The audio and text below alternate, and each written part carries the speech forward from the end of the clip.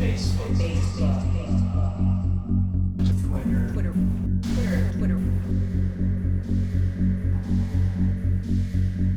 tweets.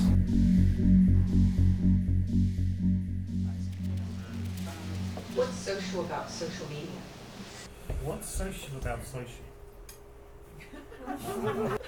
Because I think maybe we need to unpack it. We've heard a lot about the way social media has played a role in events in Egypt, Tunisia, Libya and so forth. Is it social? It seems to be quite mobilising. Is the telephone social? Well, I think there was an anxiety when the telephone first was developed. Definitely. That it was going to destroy the social space. Definitely. There's those beautiful bits in Proust of the Right. telephone calls. Yeah. Exactly. So. But what do we think about it now? I think it changed sociality for sure. Yeah. But maybe that's the bigger question. Isn't Okay. it like what is social, but how does social change depending on the context? This concept of social, and I'll maybe comment on the antisocial qualities of this technology and of even of the phone. You know, we don't want the cell phone. We don't want people not engaging in the immediate social context that they find themselves in, and instead having this very detached internal conversation with some person isolated in some other geographical realm. I want to think about Alistair McIntyre for a bit. Yeah. I have a friend in London who's one of Popper's students, and then there's the guy in South Africa, and then there's the guy in Australia, and within 12 hours we've had a bit of a conversation about Alistair McIntyre. Yeah. I don't know very much about them. I know, he's Irish and he's whatever it is. But it's as much of a conversation as you would have at a gathering in a corridor. Just thinking about an experience that I had with Facebook and with my roommate. He had just gotten back from Iraq. When he wanted to thank me for something, or when he wanted to generate emotion, he wouldn't do it face to face. He would do it on Facebook. I brought home donuts and I was like, "Hey Kyle, there's some donuts." And he took one and he took a picture of it and he put it on Facebook, and then he said, "Thanks for the donuts, Mike." So Neil, one of the problems that I had with your example about the Tales of Genji is that the poems that are exchanged are in a genre as formalized and as stylized as the sonnet was in the 17th century. And so there's a way in which feeling gets compressed and encapsulated and formed into this genre. And the same thing for me is true of tweets. There's a certain, and for email. And for me, just last week, someone sent me what I thought was a very heartfelt email message. The reason that I thought that it was heartfelt is that it broke from the form of the typical email, which usually comes as a kind of, digital blitzkrieg in a certain kind of way. They're here and then they're gone and they pass away. And so for me, what disappears and what is so evanescent is feeling, passion.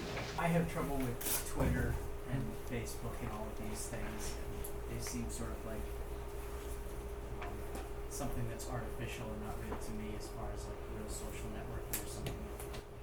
So in reality, we have multiple identities on ourselves, depends on like which social structure we represent ourselves in front of.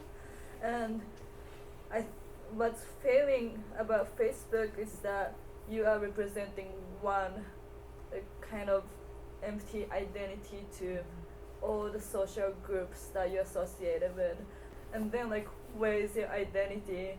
What I see as maybe potentially being new is this desire to broadcast opinions, to broadcast your constant interpretation of the world out into the world.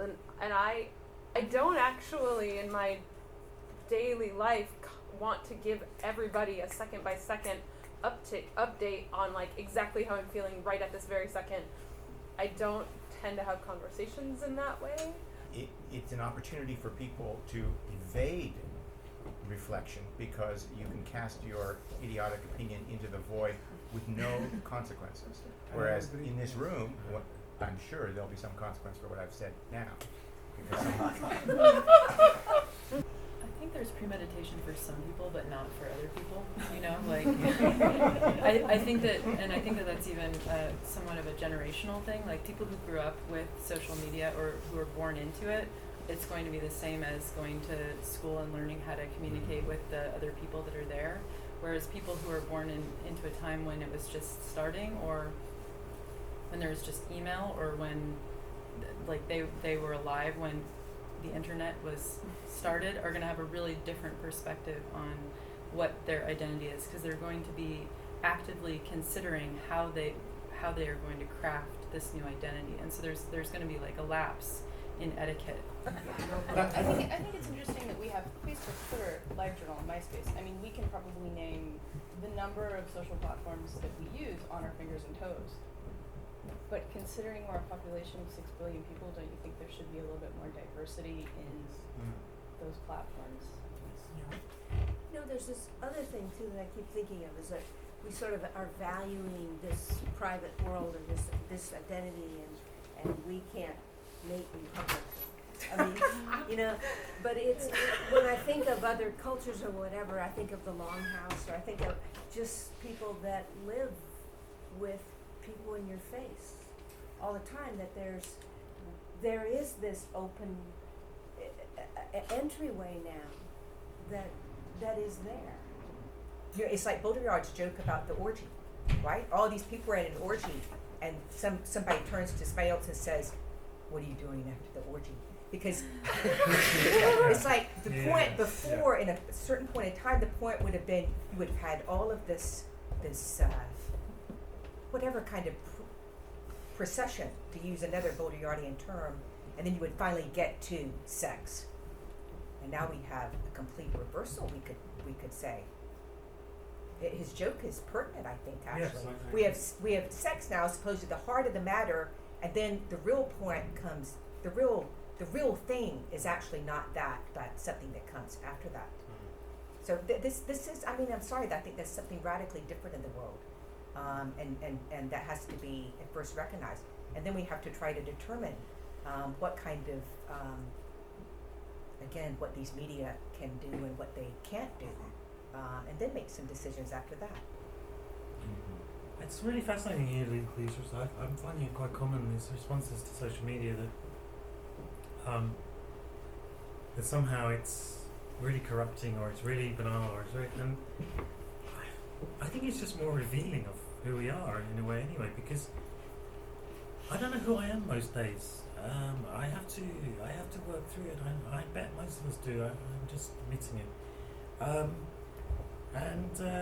So social media is just a symptom of that process that I think of always communicating. I mean, reciprocity, you know, we kind of can trace back, you know, one key idea about how we socialize, how we have cultures, and you know, something like Marx's study of the gift exchange. It's kind of one way of understanding how we're even here, kind of thing. I mean, you give, but when you give, you always kind of get something back, and it's never ending. And sometimes it's really frustrating because you might want to end it, but in a sense, you are into these relationships where, you know, that's kind of what we do. We kind of have to live, we have to speak, and we have to pass on. I think interestingly with social media, it's very, very explicit about reciprocity. All this stuff about mobile text messaging, it's very frustrating, and email as well. Like, I don't know how many of you try to arrange a meeting over email. So are you free on, well, no, I'm not actually, but I am on this, we're shooting to say 3 o'clock. Yeah, but did we say Thursday or Wednesday? And these emails go dun. And it's very hard to then go, yeah, so if we decided that, because you're constantly adding in more information, or you're constantly, you're in an exchange constantly. But I suppose what we're hitting, potentially, is this speed factor, that we are really pushing at the boundaries of our actual cognition of the stuff. I think that is one thing that's can be exhilarating, but it can also be incredibly scary.